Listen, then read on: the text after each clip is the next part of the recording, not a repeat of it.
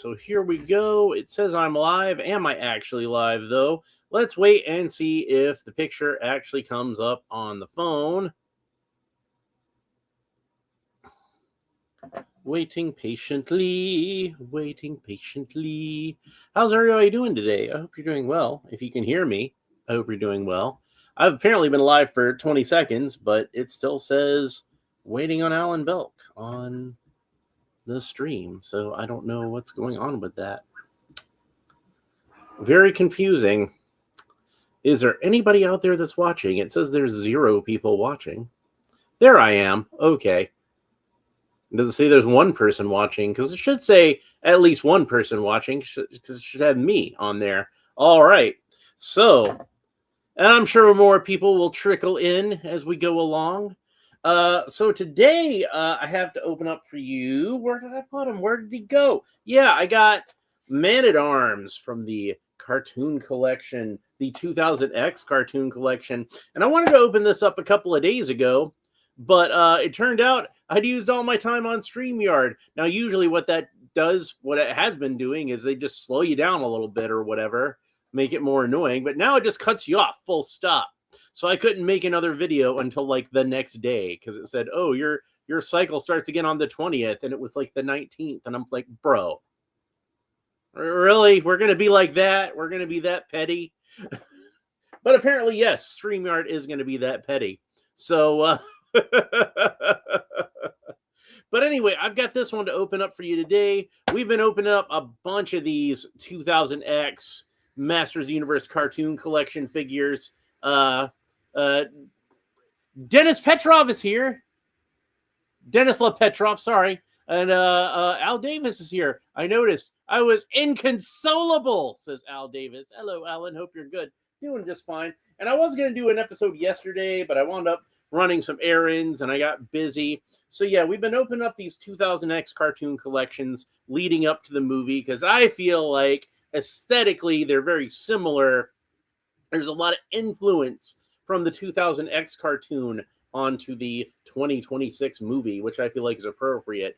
But I got some other cool stuff coming up, because check this out. I got this whole stack of Supergirl action figures here. And here we have the Silver Age Supergirl. And then we have the Crisis on Infinite Earths. The Platinum Edition is in her Crisis on Infinite Earths costume. The one she was wearing when she died. Yeah, so that's the regular edition and the Platinum Edition. I got this one from Entertainment Earth. I think I told you guys about that. They were lollygagging on her for whatever reason. I don't know if you know, is like she was just on back order or what, but she got here a lot later than the other. They all showed up in like 3 separate shipments. And I still need to open up that Black Canary figure too, because I already opened up Vigilante. I need to open up Black Canary, and then I got these 2 Supergirls to open. But, and I've talked about her before too, I got the Melissa Benoist Supergirl figure. That's how she pronounces it. I looked it up. I watched a video with her pronouncing her own name, so I know that that's how it's pronounced. Al Davis says, I was being a dipshit. No, you're fine. You were fine. But the thing that I noticed is that obviously the Platinum Edition is a repaint of the regular edition, duh. But they gave her a different skirt piece, which is good, because the Crisis Supergirl does have a different belt. There's some other issues with this as far as being a Crisis era Supergirl that I will discuss when we open this figure. But the thing that I noticed is that this figure is pretty much the same exact figure. Like the skirt piece, I believe, is the same skirt piece. It looks like the belt is the same shape, and all the wrinkles look to be in the same place. So yeah, I believe that this Supergirl is just a straight up repaint of the Silver Age Supergirl, but they just gave her a new head that looked like Melissa Benoist. So right away, she's obviously the best of the 3, because she looks like Melissa Benoist. And a lot of people have been really critical about this head sculpt, but I actually don't think it's a bad head sculpt at all. We're going to talk about that in a future episode. That's going to be something that I'm going to do once we get through all these. Probably like maybe around the time the Supergirl movie comes out. Because even though I'm not really that excited about that movie myself, it's just not what I want out of that character, if I'm being honest. We'll probably discuss that more in that video too. But, you know, like, I'm sure some people are going to be excited about it. There's going to be some people hyped about it, and they'll have a video they can watch that ties into that kind of. Al Davis says, is there a demolished, gooey, goopy, weird lime green clone head underneath head as an extra? No, but that's the pre-crisis Supergirl. You're thinking of the post-crisis Supergirl, which was Matrix. But yeah, this is when I say crisis, I mean like when I say this is the one from Crisis, I mean the one actually in Crisis. This is yeah, she wasn't kind of a weird lime green clone. She was the real Supergirl, and she really died. Very sad. So and that's something that's probably gonna be that's probably gonna be another long one. We're gonna have a lot to unpack as far as Supergirl goes, because I've got a lot to say about that character. And since we've got the Crisis version, the one that dies in Crisis specifically, we can talk about that some. Oh, and I will say one of the issues that I have with this is during this time period, Supergirl wore a red headband, and they could have very easily just painted a red headband onto this figure, but they did not. So what I'm considering doing, because it'd be a very simple thing to do, is doing a little bit of customization during the live stream. That's what I'm thinking about doing. So if you guys are interested in seeing that, let me know in the comments. If you made it this far in the video, if you're watching it during the replay, let me know in the comments if you would be interested in seeing me do a little bit of customization on that action figure while I'm doing the live stream. So I will do it. It'll be very simple. It'll be a very simple thing to do. So Dennis Lepetrov says, nice figures. What do you think of the latest Superman movie? I try not to. But of course, I do have the video where I opened up the David Corn Sweat Superman figure. So if you want to hear some of my opinions on that movie, specifically about the costume, I talk a lot about the costume, obviously, because I'm opening up the action figure. But if you want to hear my opinions on that movie, that's a good place to look, is my video on the 2026 movie figure that I did. Probably, I think, like just like a week or so ago. I don't remember. It all blends together for me, man. I think it was like a week or so ago. And by the way, as I mentioned, I was going to use that figure for some custom fodder, and that figure coming along nicely. I can't wait to show it off for you guys once I get it done. Kyrus is here and says, hello, Kyrus. Always good to see you. Al Davis says, gotcha. I'm mixing up the Death of Supergirl. Yeah, see, that's what you're thinking about. And that's Matrix. That's Matrix, or May, as they called her for short. But yeah, she was a protoplasm creature that was created by an alternate universe version of Lex Luthor. I don't want to get too into the weeds on that, because we're supposed to be talking about I want to open up this Man-at-Arms figure, but yeah, she was. That was during that period, like after Crisis, where DC just thought for some reason that Superman has to absolutely be the only Kryptonian. There can't be any other Kryptonians, because that's the thing that makes Superman special. And as I've said before, I kind of feel like that's kind of silly, because that's not what makes Superman special. What makes Superman special is his heart. You know what I mean? Like it's his compassion. So yeah, it's like, do you want to kill off all the other people from Earth so that Batman is more unique? Like, what are you talking about? That's not how this works. Like, we don't want to blow up Paradise Island so Wonder Woman's the only Amazon, do we? Like, they tried to make Kyle Rayner the only Green Lantern, and you see how that worked out. They still wound up bringing the Green Lantern Corps back anyway. Dennis Lepetrov says, do you recommend reading the first Superman and Spider-Man comics from back in the day? I've thought about doing it. Absolutely. Especially in the case of Spider-Man. If you're a fan of Spider-Man, you got to go back and read the earliest Stan Lee, Steve Ditko stories, so you know where it all came from. Now, Superman has been through a lot of different iterations over the years, and it's like I suppose you could argue as to whether or not what would actually be the starting point for Superman. And I would argue for modern day Superman, the starting point where you want to start off is with John Byrne's reboot, because that's still essentially the same Superman character. The continuity is supposed to be the same. And obviously there's retcons all through that and different versions of the origin and everything. But if you want, like, I think a really full version of the version of Superman as he exists in the comics today, you want to go back to that John Byrne stuff. And those are good comics anyway. So those are definitely worth reading. Al Davis says, yes, please, on the custom, can't comment until the live goes dead online. Yeah, well, if you're here right now, you might as well say it. But I'm talking to people watching it during the replay. Let's see. Didn't read the live title. I thought you were doing a Supergirl unboxing. Yeah, see, that's why I didn't want to talk too much about that. But I did want to kind of tease it a little bit. We're going to open up Man-at-Arms.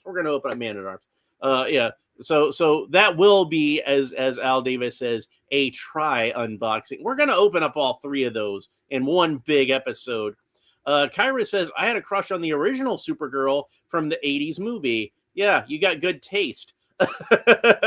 She looks great in The Legend of Billie Jean. Yeah, like I remember one time I was at the store with my mom, and we were looking at the Blu-ray section, and I picked up the Blu-ray of The Legend of Billie Jean, and I think I bought it that day.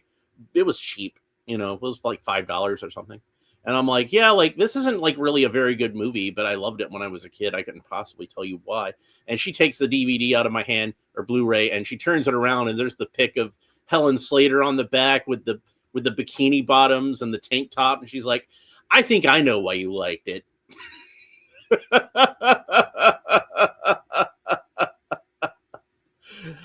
Al Davis agrees on the Helen Slater thing and says she was hot in City Slickers later too. Hell, she's hot now. She's still looking fine.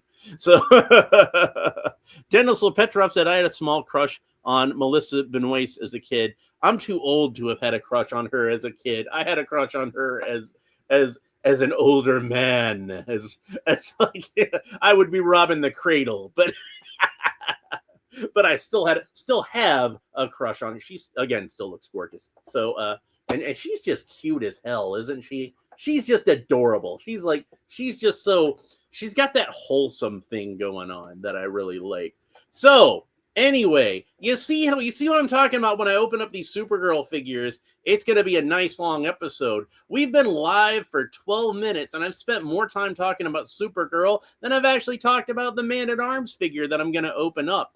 This is why people will actually complain in the comments. I've seen it happen before, that you talk too much and you don't spend enough time on the action figure. Well, I got to tell you, that's if you're here just to see me open up an action figure, you're in the wrong place. I'm sorry. This is where you come to my house and you sit down with me on my couch and we talk about these characters and we talk about these action figures. And yeah, sometimes we get off topic. Sometimes we were just shooting the shit. It happens. That's just how it goes. So yeah, you came for Man-at-Arms. You got to hear a bunch of talk about Supergirl, and we're going to talk about Supergirl more on a future episode. And if you like hearing me talk about Supergirl, you definitely want to make sure that you like and subscribe and hit the little bell and all that kind of fun stuff down there below, so you make sure that you don't miss that episode, because it is going to be a lot of fun. So, Man-at-Arms. Now, I do have over here to compare, because I do still have a few of the 2000X, the actual 2000X figures. And here is my original 2000X Man-at-Arms. And we can see that his I believe the function still works. If I press the little, well, it did still work last time. Now it seems like it doesn't work anymore. Okay, there we go. So you press this little button on his back, and it makes him swing his mace. Now, I know some of you are going to ask, and you can still pose this arm somewhat, but it kind of ratchets. So it's one of those kind of things. Al Davis says, I'll save my thoughts for Supergirl for then too. That's a good idea. So, because I'm sure you've got a lot to say about Supergirl also. We should all have a lot to say about Supergirl. We all love Supergirl, right? We all think she's a great character. So yeah, I'll have plenty to say about her when that time comes around. But I love this figure. This is actually one of my favorite 2000X figures. I've talked before about how, like, the original 2000X He-Man, I like the He-Man figure itself, I wasn't that huge of a fan of. I thought his face looked kind of weird, kind of like Peter Pan or something, and the physique was kind of lanky.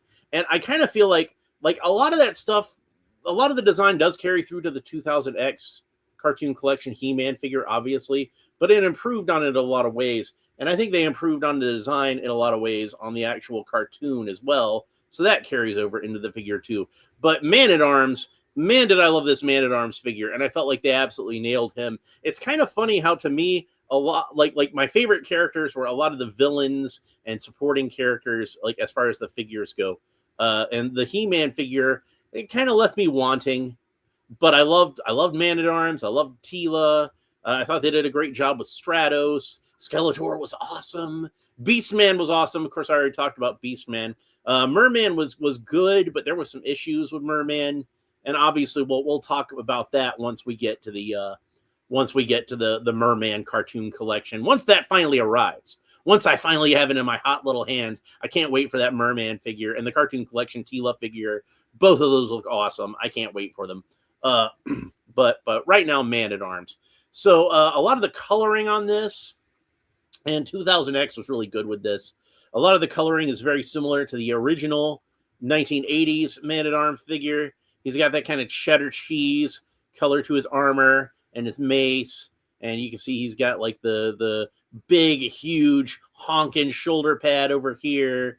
He's got like, it's almost like a whole armored boot rather than just like the shin guard. But he's got like a whole armored boot. In fact, the armor is a lot heavier on the thigh on this one also.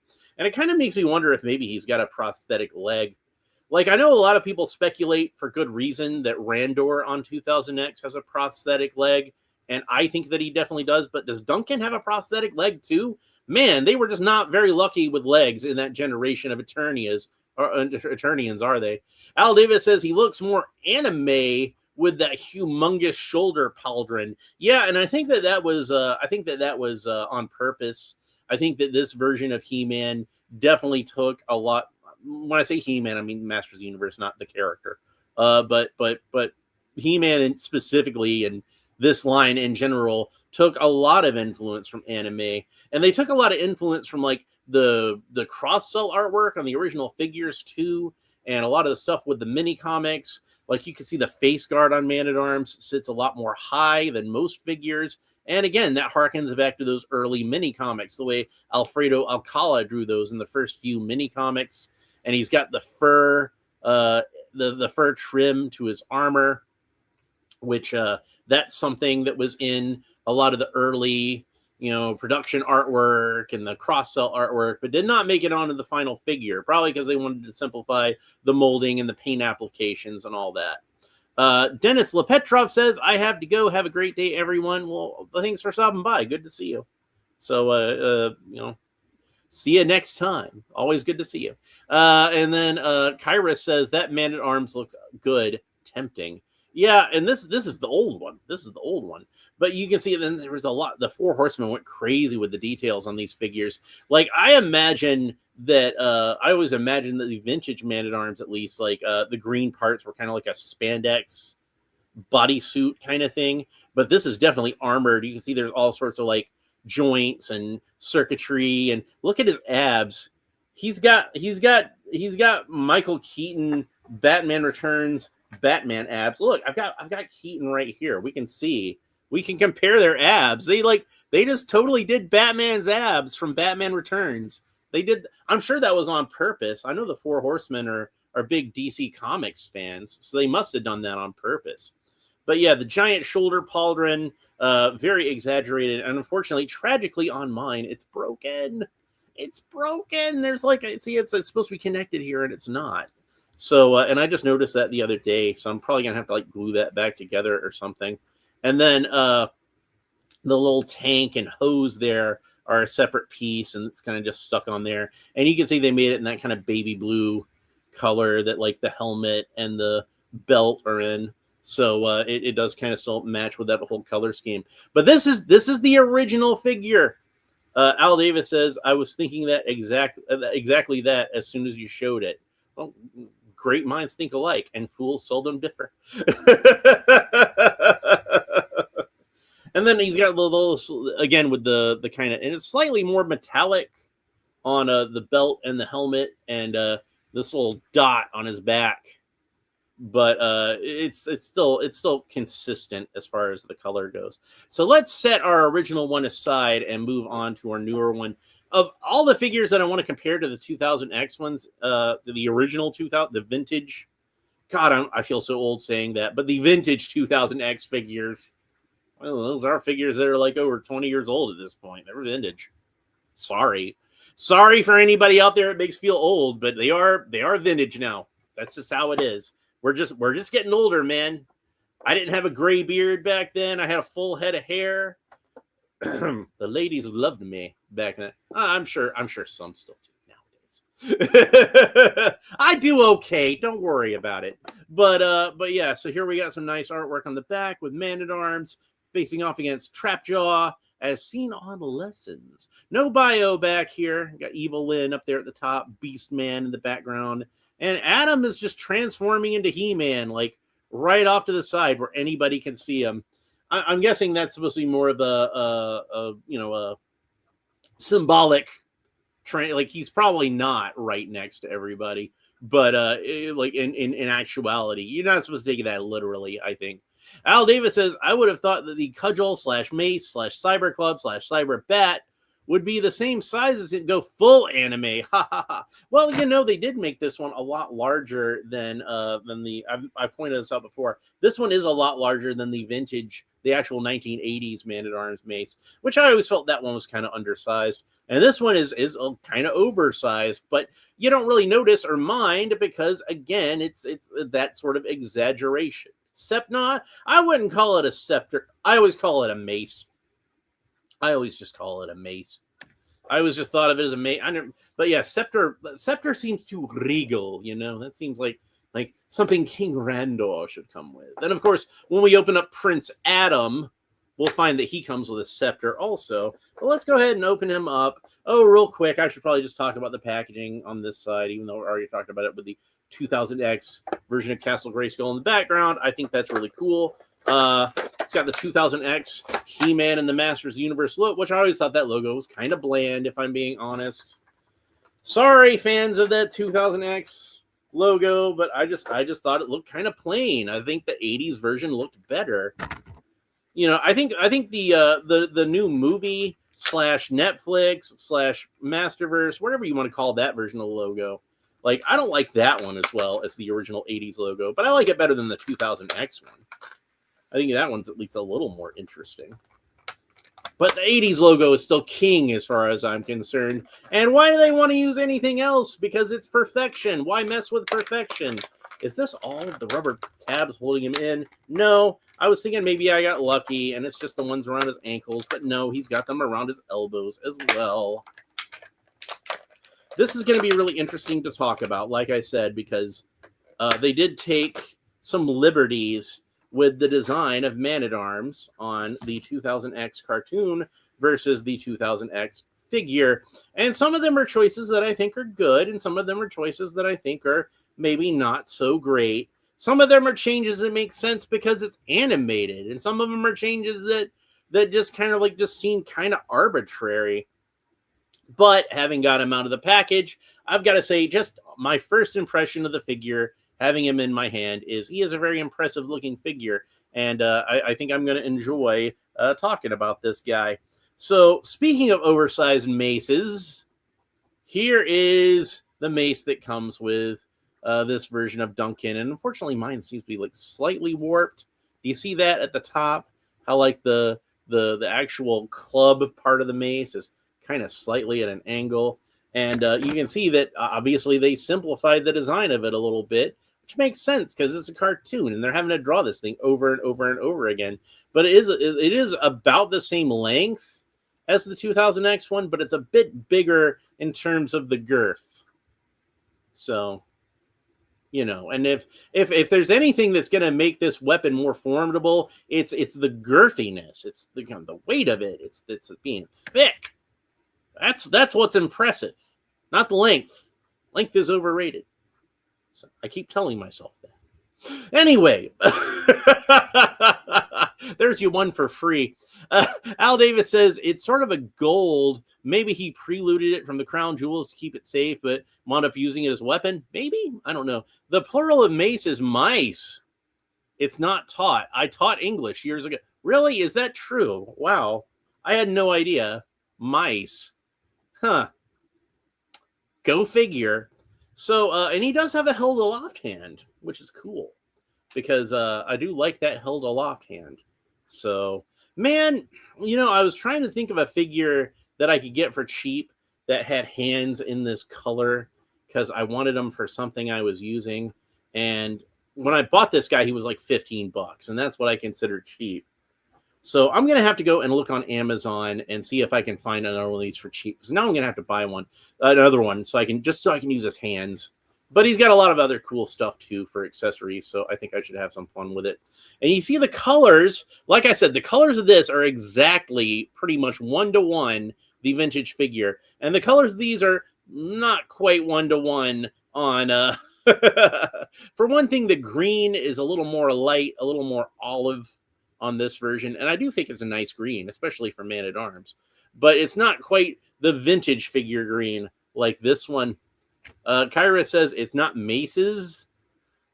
It's not. You were just being a dipshit again. I don't know, man. Like I don't know enough about the English language to definitively call you out on something like that.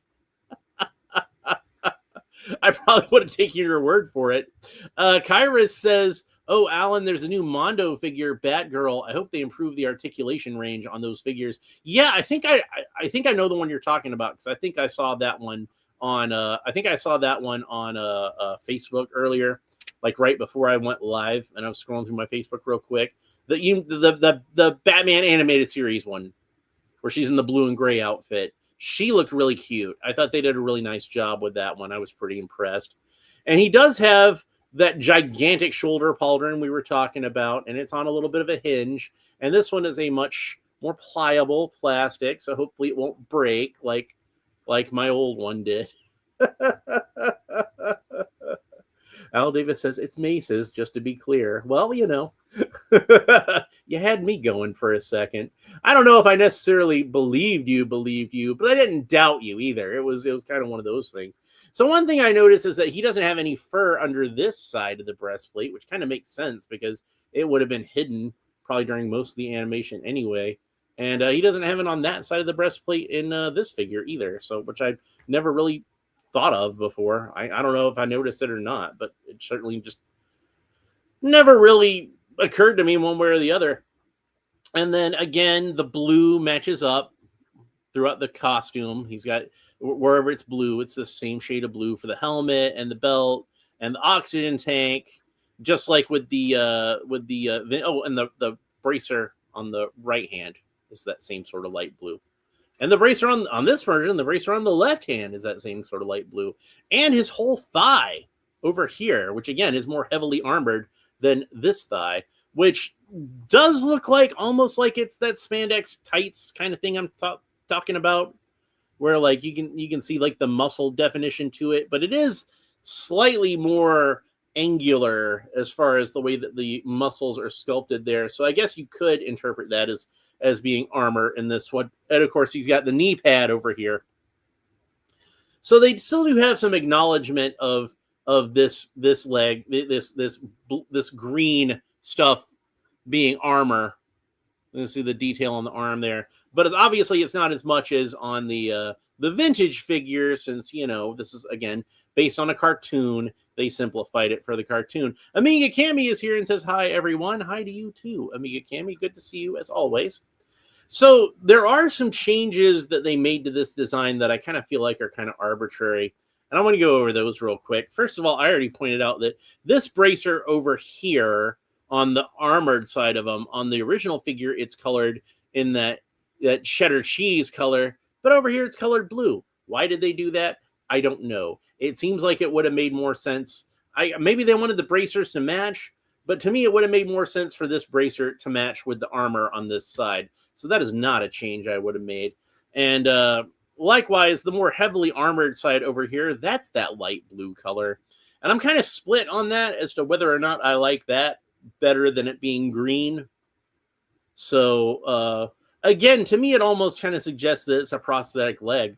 And you already had that sort of is it a prosthetic leg thing going on with King Randor. So do we really need both these guys to have prosthetic legs? I don't know.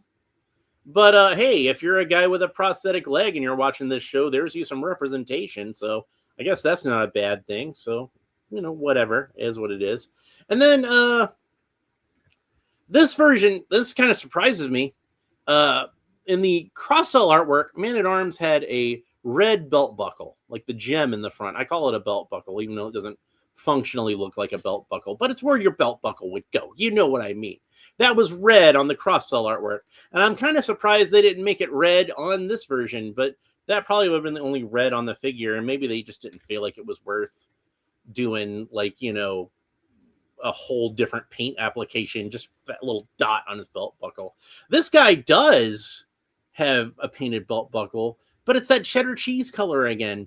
And since it looks like all the other cheddar cheese stuff on this guy, well, on the arms it is, but like the little bit there, but they didn't make it red, which again was like the cross-sell artwork. But whatever, it is what it is. And it's this strikes me as kind of odd, and maybe this is how it was in the cartoon, I don't remember, but it seems like the circuitry on his helmet is a much more canary yellow than the cheddar cheese. And I would have thought they would have gone with the cheddar cheese. And speaking of unnecessary paint apps, and this is something that did bug me on the cartoon, why did they make his face guard gray? Like, why did they do that? To me, that just seems kind of pointless.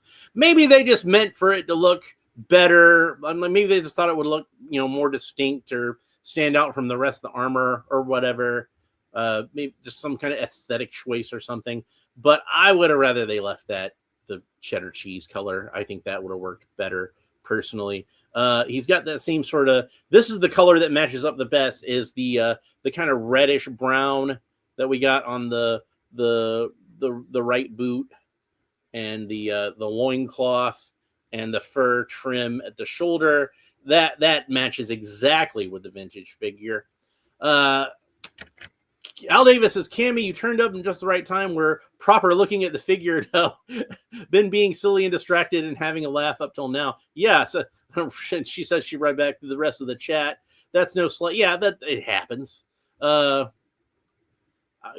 Davis says he was wondering why they did that too. So and then the mace also, as you saw before, it's colored gray. Why did they make it colored gray? I don't know. I probably, again, would have rather it been that cheddar cheese color. I think that to me, those changes just seem kind of arbitrary. And they're not bad. It's not like, oh, my Man-at-Arms is ruined here, 0 stars. No, it's not like that. But it is the sort of thing where I'm just kind of like, huh? Why? What was even the point? Why didn't they just leave it the way it was? It was fine the way it was. So it's less that I don't like the way it looks, and more that I'm perplexed as to why they decided to change it anyway. So Man-at-Arms in 2000X did have a very distinct shape to his helmet, and it does very much look like the classic Man-at-Arms helmet, but it's got its own still sort of kind of unique twist on it. And I like the vents on the side here. I always feel like that's a really nice. Remember how when I was talking about the Idris Elba, like both times when I talked about the Idris Elba figure and the core one, the Amazon one, and the Chronicles one, and I said I think they could have done a better job with the helmet. I think it could have been shaped more like the classic Man-at-Arms helmet. This is exactly the sort of thing I was talking about. I would have really liked to have seen like where it kind of pokes out here at the side, where there's a little bit more of an angle, and you see those vents there. I always thought that just looked so cool. And if I was doing a live action version of Man-at-Arms helmet, if I was in charge of that movie, I would have shown them this figure and be like, make it like this. Just make one of these that it can fit on Idris's head. Like that's what I would have said. Al Davis says, my only thought on it could be to make the chest and chin guard the mace gray would be to make them stand out in the animation from the sandy desert backgrounds. Maybe. I don't know. Like I said, I have no idea what the purpose was, but I think I would have liked it better if they'd left it the original colors. And then Al Davis agrees with me, says love the vents just like that too. So let's go ahead and I want to take this figure apart a little bit since this is an Origins figure and he does come apart, and I want to see what the basic figure looks like underneath once we remove the armor. And something I hadn't noticed before, and this kind of surprises me, and I have to say this is probably, I would have to imagine that this is accurate to the cartoon, even though I never noticed it on the cartoon either, is check this out. So he does have an original molded torso. And again, he's got those Michael Keaton Batman abs on there. It's very Batman Returns. But look, the torso isn't molded in green. It's molded in this dark brown plastic. It's not even the same color plastic as the rest of his outfit. Like the brown on the rest of his outfit. It's a much darker brown. Not as red, not as rich, but darker, definitely. And then, of course, he's got the regular furry trunks on underneath. The same mold as what we saw in He-Man and Triclops with the 3 little studs on there. So not quite the vintage 80s He-Man trunks, but still a lot closer than the longer loincloths that they tend to favor on this show, which I like the longer loincloths personally, so I don't mind that so much. And then we can get a better look at the armor detailing over here without the massive shoulder pauldron on there.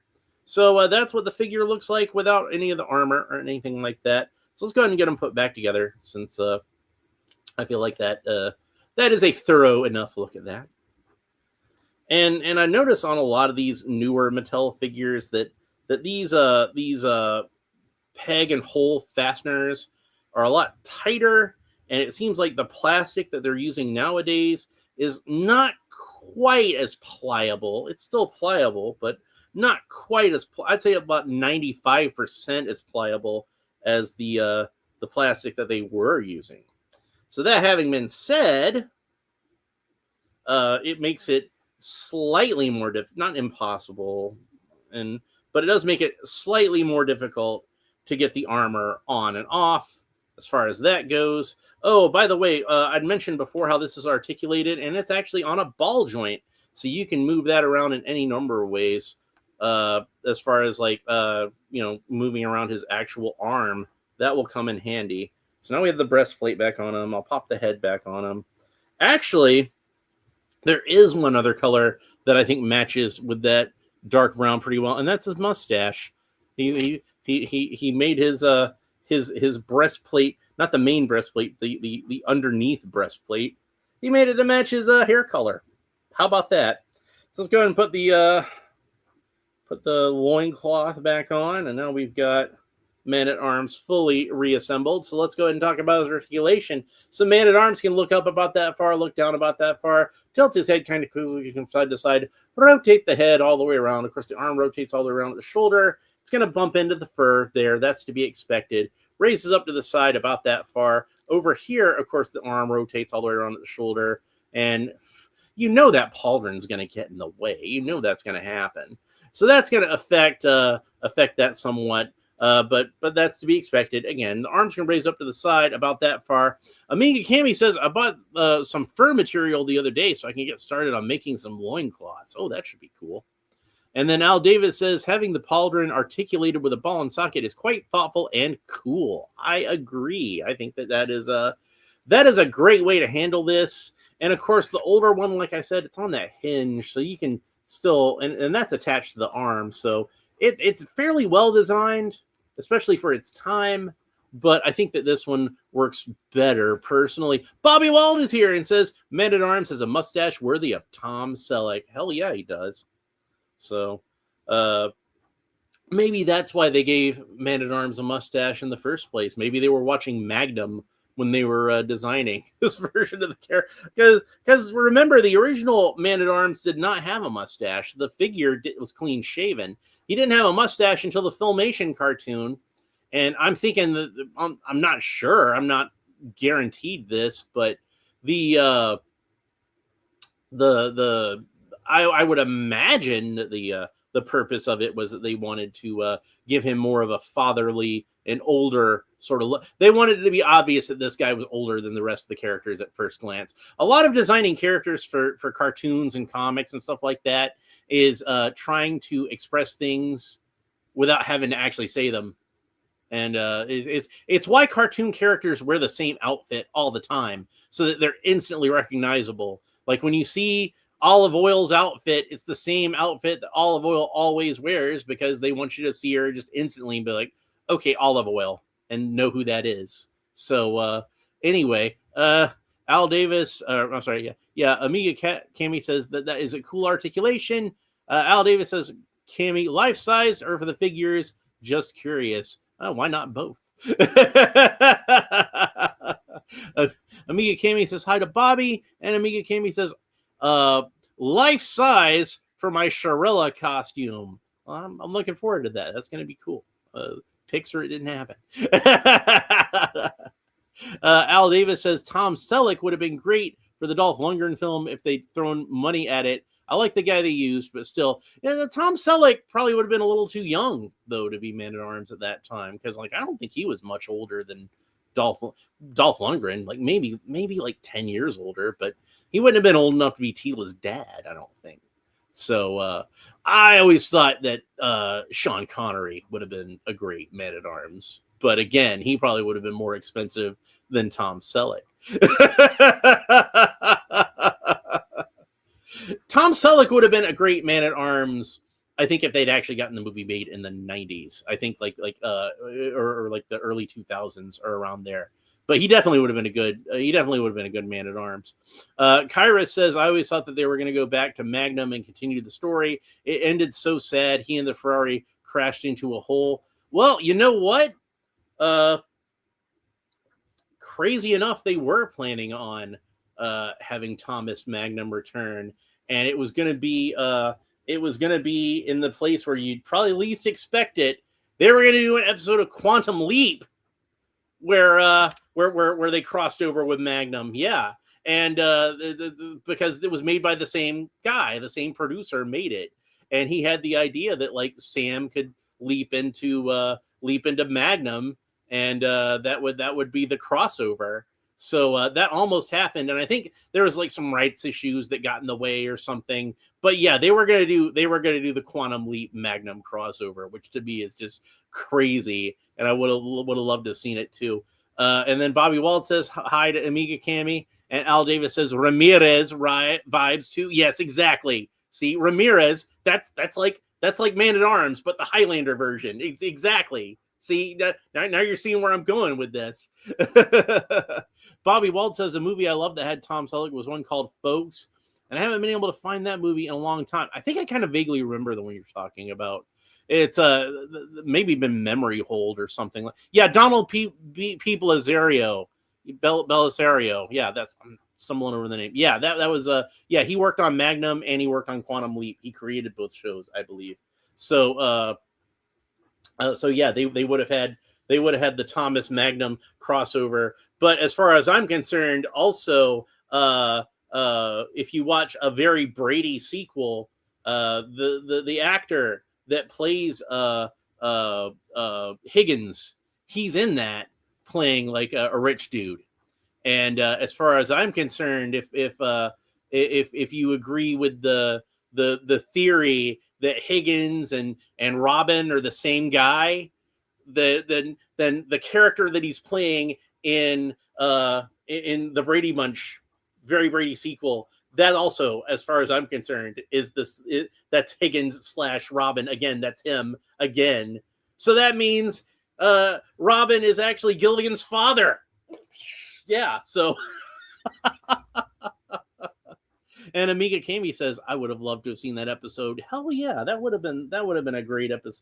Like, I love Quantum Leap anyway, and to see him bring Magnum into it, and of course, I don't know how the continuity would have worked on that, because I'm pretty sure they mentioned Magnum as like an actual show in that reality. Because I seem to there was an episode where like Sam, whoever he leaped into, I think it was a woman on that episode, had a daughter.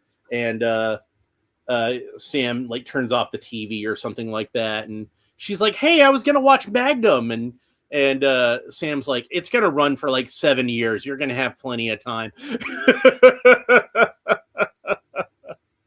Al Davis says, "I used to love Runaway. Man, I haven't seen that movie in forever." Had no idea it was Gene Simmons until about 10 years ago. I knew it was him, but only because, like, when I saw the advertisement for it in TV Guide, it said Gene Simmons from Kiss. That was a selling point of it. So yeah. See, again, you come to my channel for action figure unboxings, and we just talk about Magnum PI and Quantum Leap and Tom Selleck and all that. That's just how that's going to go. So I was talking about the articulation. Let's get back to that. So he's got the single joint of articulation at the elbow, bends about that far, rotates all the way around. Of course, now I got the mace in his hand, so for whatever reason, I put the mace in his hand, so that's going to make that kind of complicated. And, of course, the wrist rotates all the way around where it meets the forearm. And then this one has a horizontal hinge, as I pointed out before, the held aloft hand, as I like to call it. So he can hold the sword aloft, or the mace in this case. And so, yeah, that's cool. I always really like that hand. That's always a good hand to have on there. And then rotates all the way around this wrist, but it has the more typical horizontal hinge. Al Davis says, Kiss wasn't too big in my house growing up. Yeah, well, I mean, it is what it is. I think I've told this story before, and I'm going to tell it again real quick, is that when I was a kid, well, literally really little kid, like maybe like 3 years old, was when they put out the Mego Kiss action figures, the 12-inch ones, and I just thought they were so cool. And we were at Lionel Playworld, and I was allowed to pick out a toy. And I saw the Kiss action figures, and I'm like, Mommy, I want a Kiss action figure. And she's like, really? She's like, has no idea why like her 3-year-old son even wants a Kiss action figure. Like, okay, fine, I'll get you a Kiss action figure. Goes over and grabs like some random, I don't know who it was, Peter Criss, Paul Stanley, just grabs one randomly. And I'm like, no. The one with the tongue.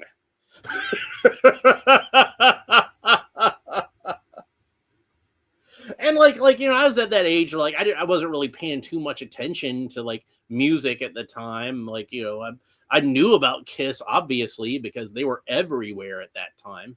But mainly I just wanted it because it was a cool looking action figure than anything else. And what I wound up doing with him is I used him as the villain, fighting against Superman and Batman and everything, like, because he was a cool, scary looking villain character as far as I was concerned. And he tried to seduce Wonder Woman because apparently like my version of Gene Simmons was a little more accurate than I would have thought at the time. He was a little bit of a ladies' man, so he's trying to seduce Wonder Woman. But he never had much luck. But yeah, Kyrus says Kirstie Alley was very pretty in Runaway. That's who it was. I was trying to remember who it was because I'm like, there was some female actress that I liked at the time also, and I couldn't remember who it was. Kirstie Alley, that's who it was. And Star Trek 2, hell yeah, that was that was definitely a nerd crush for me because I'm a big Star Trek fan. And Kyrus says NECA and Hot Toys should make some Kiss figures. Well, you never know; they might wind up doing that because they do. They did just recently. Kiss NECA did make the Trick or Treat kids, the Halloween costume kids. They made the Ben Cooper Kiss costume figures, even though they're not really Ben Cooper costumes; they're Collegeville costumes. But yeah, they made the figures of the kids in the Trick or Treat costumes of Kiss. So they do technically have the rights to Kiss now, don't they? So maybe they could do some Kiss action figures. Who knows? Who knows? Maybe somebody from NECA is watching this right now and thinking to themselves, hey, that Kyrus guy has the right idea. Al Davis says she's like a cross between Brooke Shields and Meg Foster. Yeah, I can see that with the eyes, especially. They both had those. And Look Who's Talking. Yeah, that was another one. And of course, Cheers, because Cheers is like one of my favorite TV shows of all time. So Man at Arms can rotate all the way around at the waist, of course, and he can kick up about that far. He can do the splits, no problem. There we go. He's got a single joint of articulation at the knee, which bends not quite 90 degrees and rotates all the way around. These aren't quite as muscle bound as the standard Masters of the Universe Origins figures, but they are still like, a little bit hindered by their bulk, even though they're not quite as bulky. And then he's got a boot cut, so that rotates all the way around on both sides. Even though it seems like a little stuck here. I know it looks like I'm rotating it all around, but it's actually the knee joint that's rotating all the way around. There we go. I got it. And I do want to say I do really like the design of the big metal boot over here. This is not just a shin guard. This is just a big metal boot. And like I said with the 2000X one, it's like he doesn't even have any of that. You can't even see any of the fur boot left on here, even though they did color that little patch the same color of brown for whatever reason. But that's not on this version. He's just straight up got the got a full armored boot. And then his foot can point down about that far, foot can point up about that far, and then that can rotate all the way around. And since this is a different type of foot, I'll go ahead and show it for this side also. And then real quick, since I do have He-Man over here, I want to compare and see if these are the same boots, because I figure they're probably the same boots, at least on the right-hand side. And it looks as if they are. They're reusing the mold for which makes sense. They should reuse the mold. It makes sense.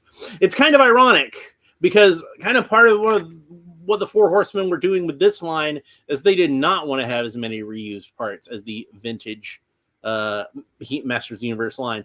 But then they did the 2000X cartoon, and then they did figures based on the 2000X cartoon, and the 2000X cartoon does reuse a lot of parts because, again, it's going on that Origins form factor. But I will say that this guy has less reused parts than any of the other ones that I've opened up so far, because, of course, He-Man and Triclops reuse a lot of the same parts, as you would imagine, and Clawful and Beastman reuse a lot of the same parts.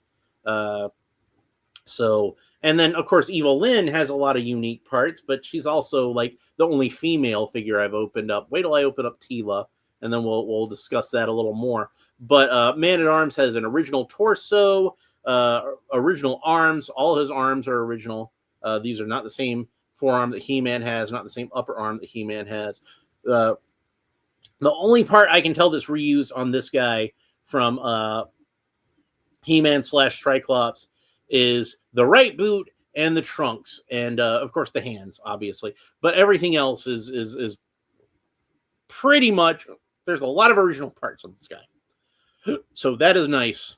Al Davis says, I want to get a horror lineup of the ultimate villains: Alien, Predator, Terminator, Ghostface, Michael Myers, Jason, Freddy, Chucky, Leatherface, and the Universal monsters too. I have a number of those myself. I don't have so many of the slasher movie villains, but I am very seriously, I want to pick up a Jason figure, because I want to open it like one Friday the 13th, since you know I had that idea, and I still want to do it, where like I get like a Jason figure that I set aside just to open up on Friday the 13th. Oddly enough, I don't have any I don't think I've ever had any figure of Michael Myers. I do have Ghostface, because I have the Mego figure that I opened up many years ago. Alien.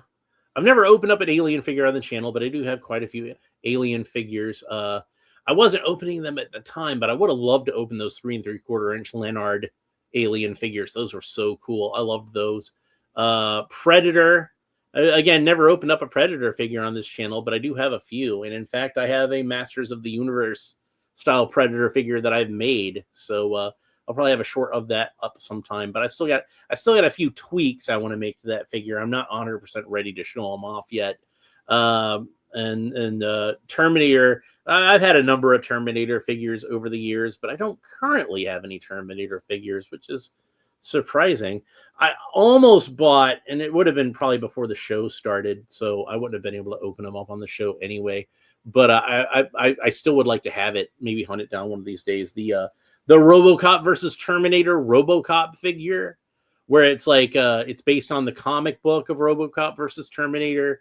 And when he downloads himself into the future and rebuilds himself at the Terminator factory, so it's like a RoboCop made mostly with like Terminator parts. Like, imagine, if you haven't read the comic, like basically imagine like the RoboCop head, you know, with the flesh and everything, because you know Terminators have flesh. The RoboCop head and the RoboCop torso, but the arms and the legs are like Terminator arms and legs, and it just looked badass. I love that thing. I love that design for RoboCop. That was really cool. Al Davis says maybe a Tim Curry Pennywise. I would love to do it as a Friends title sofa diorama. Oh, and an alien egg. And I guess talking about the RoboCop figure, Al Davis says I'd like one perhaps to do a Heroes lineup too. Well, yeah, the Heroes lineup like that would be Rambo and Chuck Norris probably, like Arnold. I don't care which Arnold, but Commando or Dutch from Predator or hell, all three of them, like Conan, like have all three of them in there. And hell, you could have the T-800 too. He could be in that one. Have the T-800 from Terminator 2 in your good guys, and the one from Terminator 1 in your bad guys. Yeah, Ripley, John McClane. See, we're on the same page. We're on the same page. Bobby Wald says, you're on the East Coast. Are you going to Joe Fest? Maybe. I hadn't planned on it. So when is it? Is it this weekend? I know it's coming up soon. Is it this weekend? I might look into that. Maybe I could actually do that.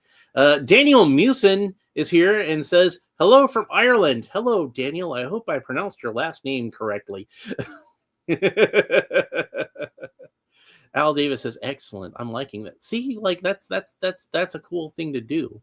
Like it's kind of almost sort of reminds me of what I've been doing with a lot of my custom Masters of the Universe Origins, where like I've been doing a lot of like not just good guys or bad guys, but all of them. Just a lot of different barbarian characters. I'll do is like I've done a lot of Galaxy Warriors and Warlord from DC Comics and John Carter and basically like any barbarian character. I think to myself, ooh, I should do a figure of this guy. Several versions of Conan. Like I've done like the Conan the Destroyer look, which is kind of what I think. Even though it's not the best Conan movie, I kind of feel like the look of Conan in that is the most definitive. And then the camo look from the first movie, and I want to do Arnold as King Conan, and I did a Remco tribute of that. It's not done yet because I want to make a cape for it, even though the Remco version didn't have a cape. Do I know about, Daniel asked, do I know about Retro Realms, the video? No, I don't. Sorry. And then Al Davis says, those sound awesome. Yeah, like I need to do some shorts on those. Do I know about Retro Realms, the video game? No. Sorry. Unfamiliar. I don't know about Retro Realms. So this is my Retro Realm. Kyrus asks, Alan, do you see the pre-order of the Mezco Pit Conan? Yeah, that's another one that I just saw recently. Saw it advertised on Facebook, and I did think that figure looked really cool. See, that's another one I could do. Like, that's another Conan. There's all kinds of different looks for Conan in the movie, but like I was thinking about doing the King Conan, and I was thinking about doing what was the other one? Conan in the big Home Alone fight at the climax of the first movie. The one that like I was watching it recently and thinking like it would be really awesome if somebody just took this and tracked in the A-Team theme. That would just be so 80s. But Daniel Mewson says it's a 2D side-scroller horror crossover video game. Well, that's cool. But yeah, I don't play a lot of video games anymore, unfortunately. Like I just don't have time to play video games, and it's not like I dislike video games, and I'm not trying to be snub. No, I don't play video games. I'm not trying to be like that. I'll play some video games like if I had time, but also like like I'm like really behind on the consoles and like what they're on like PlayStation 5 now. Really, 5 of these things? And I think the last PlayStation I had was like a PlayStation 2. So I'm like way behind on that. Kyra says Pit Conan has a great sculpt rage expression. Yeah, definitely. I thought so. So yeah, that was a really cool figure. But that would be another one that you could do as like another one I could do for my Origins collection also. But but yeah, at least the standard Origins Conan that I made, I know I have that as a short up. I need to put up a lot of those. Uh, I need to do the cape for King Conan so I can get him finished up.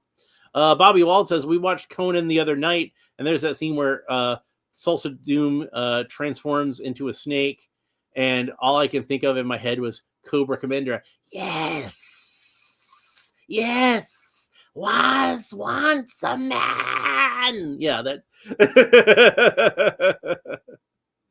I'm working on a Thulsa Doom figure. It's not anywhere near done, but I am working on a Thulsa Doom figure, and I was thinking, he could be a dude who could hang out with the Steak Men in Masters of the Universe. Daniel says the Nintendo Switch video game console is awesome. Yeah, I know a lot of people really love the Switch. That does seem like it's a very well regarded console right now. Al Davis says Arnie could probably have a shelf to himself, maybe 2/3, and with a third slot. Yeah, see, it's like there's so many great Arnold Schwarzenegger characters you could have. When I posted a picture of it on my Facebook, the Predator figure I was talking about, and I'll do a short once I get him finished up so you guys can see him. But I posted a picture that somebody said you should do a Motu version of Dutch, and I was thinking I already have Arnold in my Motu because I have Conan. And I was kind of thinking of doing like a Conan versus Predator crossover as like an homage to Dutch, and just have Conan like covered in mud and have have the sword like the regular movie Conan sword, but put some of that day glow yellow green blood on it, like he'd been fighting the Predator. And I thought that would be really cool. And why not, if I made that, just make an alternate Dutch head so I could swap them out, and it could be like a full homage to Dutch as far as a Masters of the Universe character goes. Kyra says I'm sculpting Once a Man Cobra Commander. I'll finish it soon. Well, I bet that's gonna look really cool. 1/12 scale. Yeah, hell yeah. And then Al Davis says I'm up for buying it. It's not a Tluma Arnie figure from Kindergarten Cop. Yes, please. Yeah, that's one of the Arnold movies that I really like, and I was thinking about that actually just the other day.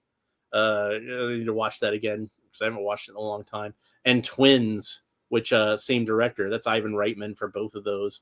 But yeah, I would love to have a 2-pack of the Benedict brothers, Jules and Vincent. Have both of them together. Like I'd buy them in several outfits, but mainly probably the outfit that they had, the suits that they had on the poster. That'd be like the most iconic version. But have Arnold in his Born to Be Bad t-shirt, and like when he first arrives in America and he's got like the Bermuda shorts or whatever. But yeah, Twins action figures. I'm probably the only person in the world that would really want those, but I would really want those. That might be. It's certainly one of my favorite Arnold Schwarzenegger movies. It might be my favorite one that's not Conan, actually. So, but Al Davis says, "Sorry, not really for cursing, but fuck yeah, exactly." See, wouldn't that be awesome? Wouldn't that like hell? They can make a 2-pack of Arnold and Danny DeVito from Junior, and I would still be crazy about that. Just to be both of them together, and But I did once I got the Batman Returns Penguin figure from McFarlane. I did take a picture of Mr. Freeze and Mr. Freeze and Penguin together. Okay, so me and Al Davis would be the only two people in the world excited about that. But I bet when they made it, it would actually sell. I bet it's one of those things like people don't know they want it until they hear about it, and they're like, "Oh, hell yeah!" And you get the people who are like not just Arnold fans, but Danny DeVito fans. You get the It's Always Sunny fans in there. Anyway, I've been really enjoying opening up these 2000X figures, and I think they're all pretty great. that I've opened up so far. Man at Arms might actually be the best one because he's got a lot of good detail to him, and he's got a lot of original parts, which is really nice. And these are all a lot of parts that, like, I don't know how many of these could or couldn't be reused on other characters, but obviously a lot of them are parts that are completely unique to Man at Arms, and I don't know if they could really be used on anything else. But I'm definitely looking forward to seeing what more they do with this line. Like I said, the next wave that's coming out is supposed to have Tila and Merman and Orko, and we've got Sorceress coming up and Whiplash and like a lot of other cool stuff for this line. So this line is banging so far. But eventually, you know, they're going to run out of characters to do, just kind of like they do with every single, you know, a lot of these He-Man lines is just like, hey, let's buy this character again, and I'll do it every single time. And it's like, you know, some people want you to say you're a sucker for buying just all the same character in multiple versions. But like, honestly, it's that way with pretty much everything, isn't it? G.I. Joe, you know, Batman, you know, Spider-Man. How many figures of Spider-Man do you have? How many figures of Optimus Prime? How many figures of Batman? Hell, Flash Gordon. Like I've got so many figures, just repaints of these two versions of Flash Gordon. I've got several versions of them, and I'll keep buying them. NECA, put out more Flash Gordon figures. Please, more Flash Gordon figures from the movie, from the comic strip. I don't care. Like, you know, I love my Flash Gordon. I gotta have more Flash Gordon. So anyway, Al Davis says that would be awesome. Imagine we could have had Batman Triumphant with all the villains back together: Arnie, Jack, Danny, Michelle, Tommy. You know, that would have been an expensive movie. I wonder if that's the reason that like it wound up not getting made. I think I've mentioned that before, is like that how Jack wanted to come back. But I'm pretty sure Warner Brothers just like he's going to be too expensive, and that's the reason they didn't do it. So but yeah, eventually they were going to have him in Batman Triumphant, and that didn't get made. And I think, like, you know, obviously the reception of Batman and Robin kind of nicked into that a little bit. But you know, it is the sort of thing, right? I can imagine people just being kind of like, you know, Warner Brothers just being like, do we really want to spend all that money on Jack Nicholson, especially to be in another movie Joel's gonna do? And probably best to just reboot this thing at this point. The stink of Batman and Robin was pretty strong, and it did actually affect the box office of Batman Begins, which did not do that great at the box office, and didn't really find an audience until it hit home video, where the DVD sold like crazy. And then they're like, well, I guess there is an audience for this thing. Let's go ahead and let Nolan do a second one. And then you had The Dark Knight, which did $1 billion. So, and the failure, Al Davis says, and the failure of Superman Lives. Yeah. Well, I mean, kind of. But the reason they didn't make Superman Lives is because of the poor reception of Batman and Robin. And that was one where they're like, maybe we should cool our jets on this superhero thing for a minute. And I don't know if that was really fair. Maybe Warner Brothers made the right call in that instance. Maybe they didn't. You know, I kind of, Superman Lives is very much one of those things where, like, I kind of question how well that movie could have or would have done.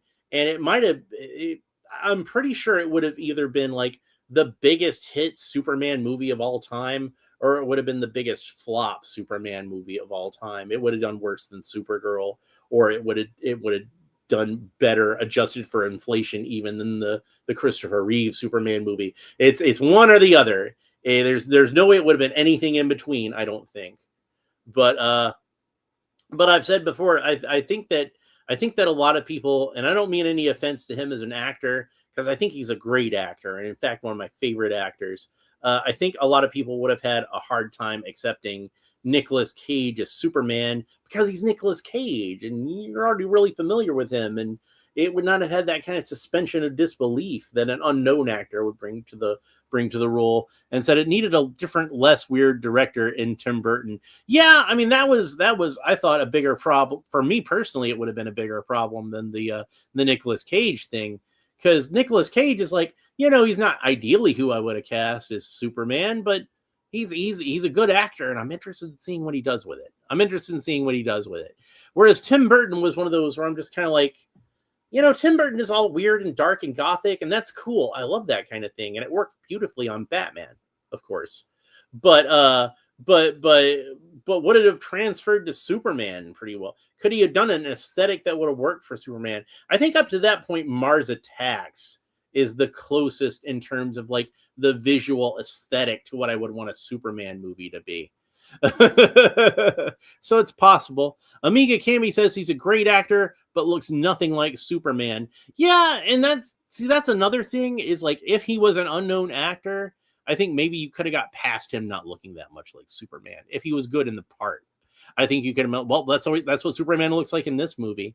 But it's not even so much that he doesn't look like Superman as he does look like Nicolas Cage. And, you know, people would be thinking about Face Off and Leaving Las Vegas and all this other stuff while they're trying to watch Superman. I think it would have taken you out of the suspension of disbelief that's necessary for that character. You know, there's a couple of shots in the Batman movies where I was a big fan of the movie still am a big fan of the movie American Psycho. But at the time, you know, it was the main thing that I thought about Christian Bale from. And there's a couple of shots here and there in the movie where I'm like, Patrick Bateman. But it's not quite as, you don't have to suspend your disbelief quite as much for Batman like as you do for Superman, I think. So it's not really as big of a problem to have that kind of baggage. And plus, like, Patrick Bateman is kind of similar to Batman anyway, in that they both kind of have that persona that they're trying to project to the world, and they're kind of similar personas in a lot of ways. So seeing Bruce Wayne and thinking about Patrick Bateman, even if Christian Bale isn't playing Batman at the time, it's not such a weird thing. Al Davis says, have you seen the latest trailer for Spider-Man Noir? I'm loving the look of it so far, especially the black and white version. I have not, but I have seen a little like red carpet thing where Nicolas Cage was talking a little bit about it. And he was talking about there being a color version and a black and white version. And he claims that's actually his idea, that he said we should do both a color version and a black and white version because kids these days don't really get the whole black and white thing. But his hope is that people watch the color version, they'll enjoy it enough that they'll want to go and watch the black and white version. And then he said, possibly the most Nicolas Cage thing he could have said at that moment, I designed my performance for black and white. It's like nobody else would think of that. That is such a Nicolas Cage thing to say. And plus, like the other more famous thing that I've heard a lot of people saying, or heard Nicolas Cage say about that his performance as the noir Spider-Man is that he wanted his performance to be a spider pretending to be a man. And it's like, that's such a Nicolas Cage thing. That's why I love Nicolas Cage. That's why he's one of my favorite actors. That's why I love him as an actor, is that he is just an absolutely fearless actor. And he's awesome for that. And some people will say it's hammy, it's over the top, it's you know, but that's not a bug, it's a feature. He's going all in. He's full on Nicolas Cage. You don't hire Nicolas Cage for a role if you don't want that. Amiga Kami says, yeah, that's why I like when they get unknown actors for the main roles. See, exactly. Al Davis says, agreed, as Bruce Wayne exec, he should be more like charming and playboy-like, not like a psycho. It was too close with Bale sometimes. Yeah, like, but again, it's like Patrick Bateman had that sort of facade. There is an idea of a Patrick Bateman, some sort of entity. And like that's the thing I'm talking about, like the mask of Bruce Wayne. How like I was talking about before, how some people say Bruce Wayne is the mask and Batman is the real guy, and I'm of the opinion they're both masks. But but yeah, he was really good at doing that public persona of Bruce Wayne. That was I think the thing that Christian Bale was actually best at with those movies. Bobby Wald says, I wish there were more movies were in retro black and white style of filming, kind of like Werewolf by Night. Yeah, exactly. That sort of thing. And says, the other day I had a craving to watch Sky Captain. That's another one I wish was in black and white. But I do like the more retro Technicolor. Yeah, that would be a really sweet movie to see in black and white. I agree with that. And you know what else is like, I don't know if it's possible to do with the new TVs, but at least with old TVs, like I could adjust the color of it so I could tone down them. Speaking of Batman and Robin that we were talking about a while back. If you ever try to watch Batman and Robin in black and white, completely different movie. It's almost like watching an old Universal monster movie. So I recommend that for anybody who has the opportunity to watch a black and white version of Batman and Robin. Do it. You won't regret it. Al Davis says, they stole my idea for a ubiquitous Universal brand for Not Made with AI, True Hue, for the color version. I'm going to go with True Hue as made by humans, not AI. See, there you go. And Bobby Wald says, I love Nicolas Cage and Willy's Wonderland, all that talent with no lines. Yeah, he's a silent film actor in a lot of ways, isn't he? Like, I know he's influenced a lot by silent films, but yeah, like Nicolas Cage, like if he'd have been around in like the 1920s, he'd have given Lon Chaney a run for his money, I think. Al Davis has agreed. Bruce Wayne is excellent businessman, but looked at dipshit, charming playboy type, the last person in public could imagine as being Batman. I think I've mentioned this before. There was like this post I'd seen about like kind of interpreting Bruce Wayne as like this kind of Instagram himbo who's like always posting pictures of his breakfast, like, yay, eggs bunny, hashtag Alfred is the best, kind of thing. And and then just everybody in Gotham City just thinks Bruce Wayne is just like this big doofus, but they love him. And anytime somebody from another town tries to talk shit about Bruce Wayne, it's like, hey, watch what you say about Bruce Wayne. That guy is our treasure.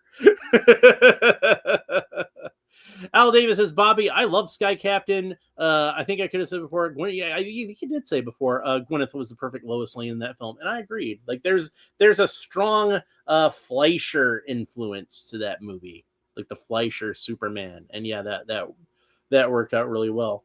Anyway, I think that's about it for this episode. I hope you enjoyed it. If you did, please make sure that you like and subscribe and all the fun YouTube stuff down below. Leave a comment. Let me know what you think about this version of Man-at-Arms, both the figure in general and this version of the character specifically. One thing that I think would have been a nice bonus to include with this figure, a couple of things while I'm thinking about it, is he probably should have come with the arm cannon, which there's a version of it I can 3D print, so that's fine. I don't really mind so much. And it would have been nice if he'd come with like an alternate head with like the top knot on there, which kind of freaked me out when I first saw it on the cartoon. I'm kind of used to it now, but when I first saw it on the cartoon, I was like, why does his hair look like that? It's like, what do you think Man-at-Arms hair should look like? Well, I don't know, but not like that. But I got kind of used. I'm fine with the top knot now. I'm kind of used to it by now. And removable mustache. Well, they could have done a third alternate. Did they ever show Man-at-Arms without, maybe in the flashbacks or something, Man-at-Arms without a mustache on the 2000X show? Because I know we saw him clean shaven in the flashbacks on Filmation, but I don't remember if he was clean shaven on the flashbacks of 2000X. Amiga Cami says, thanks for the show. Take care. See you next time. Always a pleasure, Amiga Cami. And Bobby Wald says, I remember watching a pilot for the series. It was supposed to be kind of like The Office, but it takes place in Gotham. Alan Tudyk was Bruce Wayne's cousin. I think I know the show you're talking about, and I think it went to series. Is it called like Powerless or something like that? I think I know the one you're talking about, unless I'm thinking of something completely different. That just kind of happened to have a similar concept. Al Davis says, when he was boy at arms, or at the very least young man at arms, he was he looked more like the original action figure. They did a really good job capturing the facial features of the action figure, even though they gave him a mustache. And when they showed him clean shaven on that, I'm like, yep, that's the action figure. And he had that kind of breastplate where it kind of had like the V-neck to it. You know what I'm talking about? And that little bit of a collar. So Anthony Jameson is here and says, I like the 80s version better in my opinion, at least. Well, for some of us, like the 80s version is always going to be the true version, And I do like seeing the newer versions. I thought 2000X was great. I liked Revelation and Revolution. Yeah, I even liked those. But for me, like the Filmation one is probably always going to be my nostalgic favorite. And then Al Davis says that went to series Powerless with the girl from Vanessa Hudgens, the girl from High School Musical, and a bed from Community, and Danny Pudi. I'm not sure how you say that. Sorry if you're watching this, Danny. I don't like mispronouncing people's names. But yeah, he was on that. I remember I never watched it, but I remember the show. I remember it being a thing. If he was Bruce Wayne's cousin, I wonder if that means that he was the son of Uncle Philip, who was actually supposed to be a bachelor. But it's its own continuity. They can do whatever they want to with it. Amiga Kami says the new Origins Man-at-Arms is the best. Unfortunately, I'm gonna have to take your word for that until I have it in my hot little hands. But I'm definitely looking forward to it. And Kyrus asked, did you see the ending of The Boys? No. And in fact, I've not seen several seasons of The Boys. I think I've only seen like the first, maybe the second season. So I need to get caught up on it. And Al Davis says Pootie. So I guess I got it right the first time. Pootie. So anyway, that's it for this episode. Hope you enjoyed it. We will talk to you all next time. Bye. No spoilers. Any good for the ending of The Boys? I'll go ahead and wait for Kyrus to answer and says if he's any good before I shut it off. Maybe he's still here. We'll give him a couple of seconds.